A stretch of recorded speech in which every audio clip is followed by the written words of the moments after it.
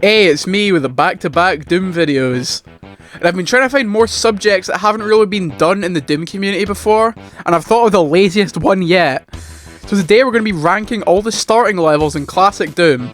Now, so that this video isn't like 2 minutes long, I'm going to pick quite a few levels for this list. All the starting levels from all 4 Ultimate Doom episodes count. Doom 2, Platonia, TNT, and just for funsies, we'll chuck in No Rest for the Living and the Master levels too, because why not? And Doom 64 as well. Not sure if this counts as a classic Doom game, but no harm putting it in here. I was also originally considering Chex Quest, Hexen, and Heretic, but those just aren't Doom games. There's also like thousands of technically official releases, but I'll be here all day if I do those. That being said, let us begin. Now, none of these levels are really bad, but the worst of them will have to be Map 01 Attack from the Doom 2 Master levels. The Master levels are a mixed bag as is, and this level is no exception. It's just too long for a Map 1. You need all 3 keys to beat it, there's a lot of teleports, pain elementals a minute into the level. Nah, this ain't it. I mean, one positive I can think of is that you can get pretty much every weapon except the BFG here. It's not exactly visually interesting either, just looking like a generic Doom 2 level. And nothing really makes it stand apart from the early Doom 2 levels, and it's just nothing. Again, not a terrible level, just the worst of a good bunch. Hell Beneath, Thy Flesh Consumed. I have an irrational hatred for this level. Like, it's a cool idea, but it's just so annoying. I'd say it's the hardest map in episode 4, which it has no right to be considering it's the first one, and things are way easier from here on out. I really do like the design of this opening room, but it just gets ruined by all the teleporting shotgunners. You need to always be cautious in this level, and I find my instincts being tested all the time. I want to go grab these items, but if I do, then a massive swarm of demons are going to pop out. There are too many teleporting enemies. Like, there are some Doom 2 levels that have more than this, but I don't mind that as much as there are more open spaces. But this is a pretty cramped level, and I don't want to deal with 15 teleporting shotgunners and barons in a cramped hallway. I don't think it's controversial to say this, but this is the worst Ultimate Doom episode. It's just not fun. Congo, Platonia. Now, I love Platonia. It's a great set of maps, but I'm really not crazy about Congo. I really like the way this one looks. Visually, it's pretty cool for what it is, but the level itself isn't really my favourite to play through.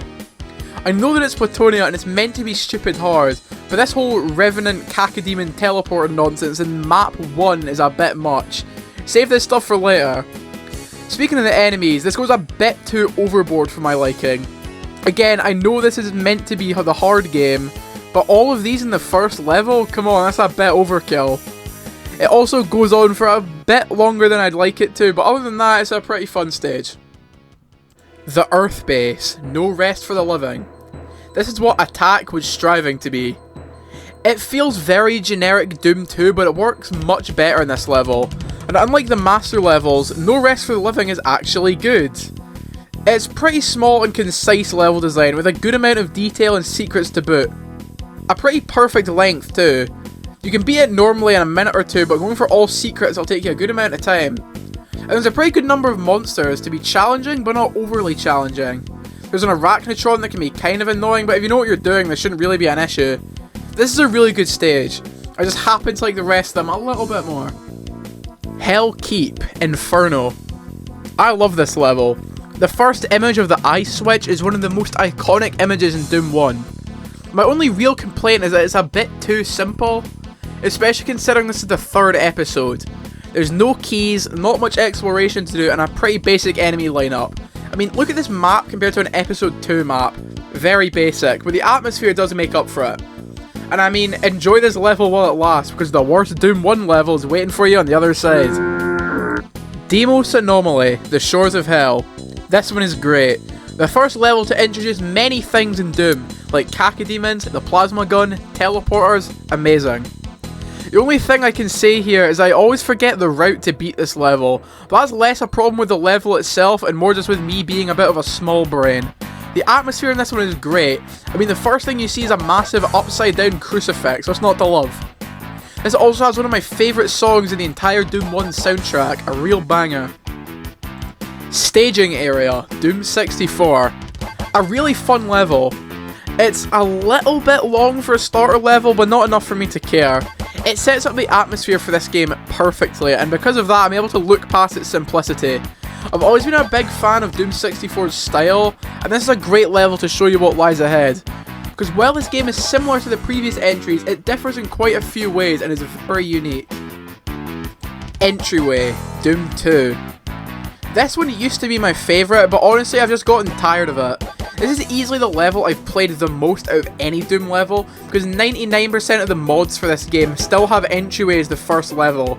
It's a great design, really simple but with quite a few cool secrets to find, like this rocket launcher, shotgun, and overall it's just a really fun level to run through.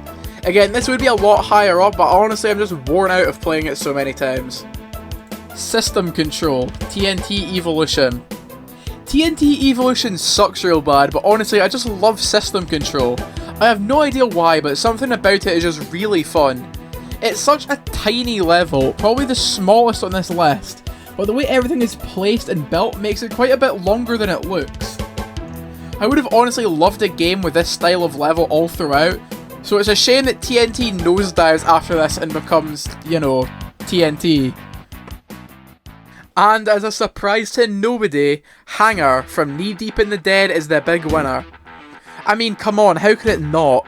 Aside from Mario's 1-1 and Sonic's Green Hill Zone, this is probably the most iconic level in video game history, and for good reason. I've played through this one countless times, but unlike Entryway, it doesn't really get old. There's a lot of little secret areas, great enemy placement and level design that perfectly introduces you to this game's mechanics. Not to mention that trying to speed through this level is also really fun. I've been able to get it down to 11 seconds before, not amazing but still cool. And the music, again, is one of the most iconic tracks in any video game, and again, for good reason, this goes hard. Hey, that's gonna do it for this filler video. Short, easy one, because I've got a big non-Doom related thing I'm working on, so look forward to that I guess. Okay, bye.